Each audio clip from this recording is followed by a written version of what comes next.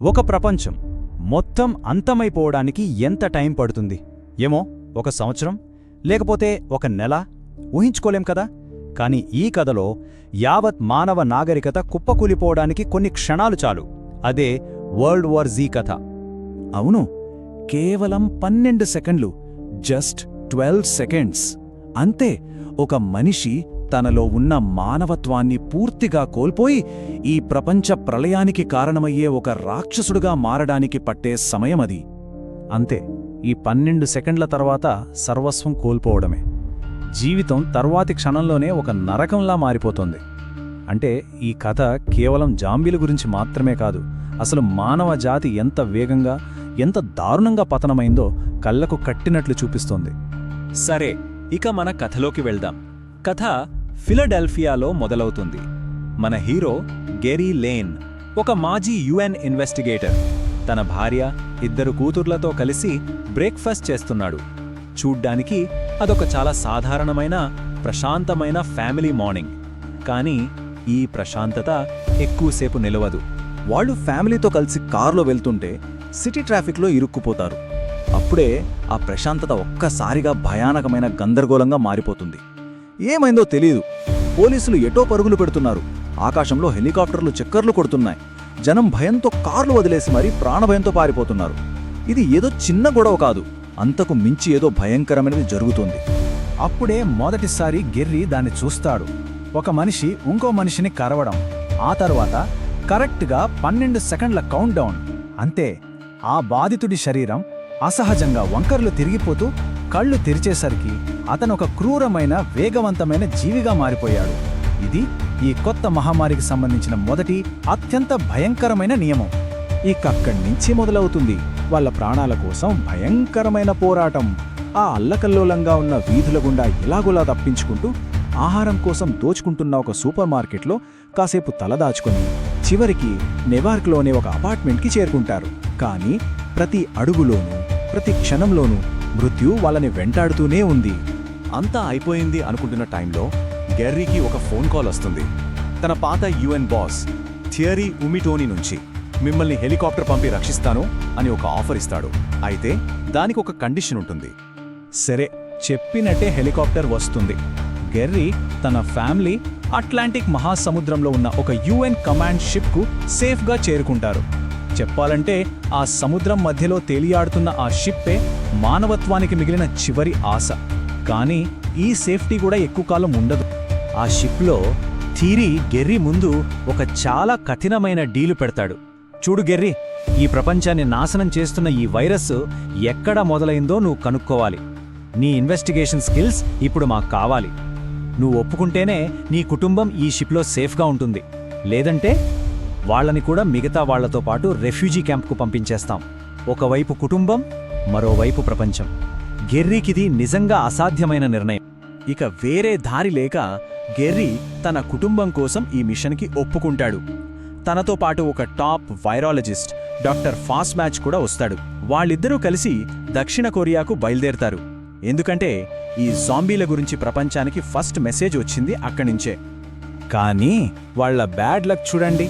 దక్షిణ కొరియాలో flight land అయిన మరుక్షణమే వాళ్ల మీద జాంబీలు వర్షంలా దాడి చేస్తాయి. ఆ భయంకరమైన గందరగోళంలో మానవ జాతికి అతిపెద్ద ఆశ అనుకున్న ఆ డాక్టర్ ఫాస్బ్యాచ్ భయంతో జారిపడి తన గన్తో తననే పొరపాటున కాల్చుకుని చనిపోతాడు. అంతే, ఒక్క క్షణంలో ఆశ మొత్తం నిరాశగా మారిపోయింది. ఇప్పుడు ఈ మిషన్ భారమంతా గెర్రీ ఒక్కడిమీదే పడింది. అక్కడున్న సోల్జర్స్ వాళ్ళ దగ్గర ఖైదీగా ఉన్న ఒక మాజీ CIA ఏజెంట్ను గెర్రీ కలుస్తాడు. ఆ ఏజెంట్ ఒక కీలకమైన క్లూ ఇస్తాడు. ఇజ్రాయెల్ వాళ్ళ ఇంటెలిజెన్స్ ఏజెన్సీ మొస్సాద్కు 10th మ్యాన్ అని ఒక రూల్ ఉందట. అంటే ఒక విషయం మీద 9 మంది ఒకేలా ఆలోచిస్తే ఆ 10వ వ్యక్తి ఖచ్చితంగా వాళ్ళను వ్యతిరేకించాలి, అసాధ్యమనిపించే దాని గురించి ఆలోచించాలి. ఆ రూల్ వల్లే ప్రపంచం మొత్తం జాంబీస్ అని నమ్మకపోయినా వాళ్ళు మాత్రం ఈ ముప్పుని సీరియస్గా తీసుకుని ముందుగానే సిద్ధమయ్యారు. So Gerry next stop Jerusalem. అక్కడికి వెళ్ళాక చూస్తే నిజంగా ఆశ్చర్యపోతాడు. ఆ నగరం మొత్తం చుట్టూ భారీ గోడలతో జాంబీల నుంచి రక్షణ కోసం ఒక పెద్ద కోటలా మారిపోయింది. ఆ గోడల లోపల వేల మంది సేఫ్గా ఉన్నామనే ఆనందంలో పాటలు పాడుకుంటున్నారు. కాని వాళ్ల దురదృష్టం ఆ ఆనందమే వాళ్ళ పతనానికి కారణమవుతుంది. ఎందుకంటే జాంబీలు శబ్దానికి ఆకర్షించబడతాయి. ఇక ఆ పాటలు గోడల బయట ఉన్న లక్షలాది జాంబీల సైన్యాన్ని ఒక భయంకరమైన సునామీలా ఆ గోడల వైపు నడిపిస్తాయి. ఆ తర్వాత అక్కడ జరిగిన సీన్ బహుశా ఎవరూ ఊహించి ఉండరు. అది ప్రకృతి నియమాలకు పూర్తిగా విరుద్ధం. జాంబీలు ఒకదాని మీద ఒకటి చీమల దండులా ఎగబాకుతూ మాంసం ఎముకలతో ఒక బతికున్న పిరమిడ్ను కట్టేస్తాయి. అలా 150 అడుగుల ఎత్తైన గోడను కూడా దాటేసి లోపలకొచ్చేస్తాయి. మానవత్వం కట్టుకున్న అత్యంత బలమైన కోట వాటి ముందు నిమిషాల్లో కుప్పకూలిపోయింది. నగరం మొత్తం నాశనమవుతుందా ఆ భయానకమైన గందరగోళంలో గెర్రీ ఒక వింతైన విషయాన్ని గమనిస్తాడు. ఆ జాంబీల గుంపు ఒక అనారోగ్యంతో ఉన్న పిల్లాడిని, ఒక వృద్ధుణ్ణి అసలు పట్టించుకోకుండా పక్కనుంచి వెళ్ళిపోతాయి. ఎందుకు అలా జరిగింది? ఈ ఒక్క ప్రశ్నే ఈ మొత్తం కథను ఒక పెద్ద టర్నింగ్ పాయింట్కి తీసుకెళ్తుంది. ఇక గెర్రీ అక్కడ తనతో పాటు ఉన్న సెగెన్ అనే ఒక ఇజ్రాయేలీ సోల్జర్తో కలిసి ఎయిర్పోర్టుకు చేరుకోవడానికి ప్రాణాలకు తెగించి పోరాడతాడు. ఈ పోరాటంలో సెగెన్ను ఒక జాంబీ కరిచేస్తుంది. కాని గెర్రీ ఒక్క క్షణం కూడా ఆలోచించకుండా వెంటనే ఆమె చేతిని నరికేసి ఆ ఇన్ఫెక్షన్ బాడీలోకి వ్యాపించకుండా కాపాడతాడు. వాళ్ళు ఎలాగోలా ఒక ఫ్లైట్ ఎక్కుతారు. ఆ ఫ్లైట్లో ప్రయాణిస్తున్నప్పుడు గెర్రీ జెరూసలేంలో చూసిన ఆ సీన్ని మళ్లీ గుర్తు చేసుకుంటాడు. అప్పుడే తన బుర్రలో ఒక ఆలోచన మెరుస్తుంది. ఏ వైరస్ అయినా సరే అది వ్యాప్తి చెందాలంటే దానికొక ఆరోగ్యకరమైన హోస్ట్ కావాలి. ఒకవేళ ఈ జాంబీ వైరస్ కూడా తీవ్రమైన అనారోగ్యంతో ఉన్న వాళ్లను వదిలేస్తుందేమో. ఇది ప్రకృతి యొక్క ప్రాణాంతకమైన క్యామోఫ్లాజ్ టెక్నిక్ కావచ్చు.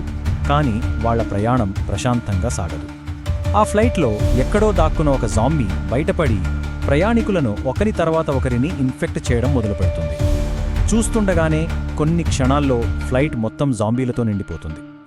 తన థీరీని టెస్ట్ చేయడానికి, మిగిలిన వాళ్లను కాపాడటానికి గెర్రీ ఒకే ఒక దారిని ఎంచుకుంటాడు. అదే గ్రెనేడ్. గెర్రీ గ్రెనేడ్ పేల్చడంతో ఫ్లైట్ క్రాష్ అవుతుంది. ఆ ప్రమాదం నుంచి గెర్రీ, సెగెన్ ఇద్దరూ ఎలాగో బ్రతికి బయటపడతారు. దగ్గర్లోనే ఉన్న వేల్స్లోని వరల్డ్ హెల్త్ ఆర్గనైజేషన్ అంటే WHO ఫెసిలిటీకి చేరుకుంటారు. కానీ ఈ ప్రాసెస్లో గెర్రీకి చాలా తీవ్రమైన గాయాలవుతాయి. అంత తీవ్రమైన గాయాలతో ఉన్నా సరే గెర్రీ తన ప్లాన్ని అక్కడి WHO సైంటిస్టులకు వివరిస్తాడు. అతని థీరీ వినడానికి చాలా వింతగా, ప్రమాదకరంగా ఉంటుంది. జాంబీలను ఎదుర్కోవాలంటే మనమే అనారోగ్యం తెచ్చుకోవాలి.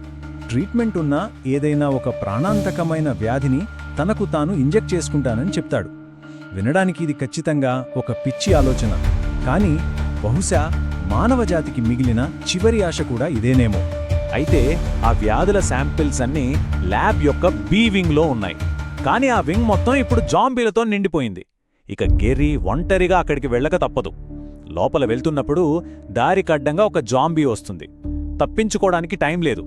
ఇక గెర్రీ ఏది దొరికితే అది అని ర్యాండమ్గా ఒక సిరంజి తీసుకుని తనలోకి ఇంజెక్ట్ చేసుకుంటాడు.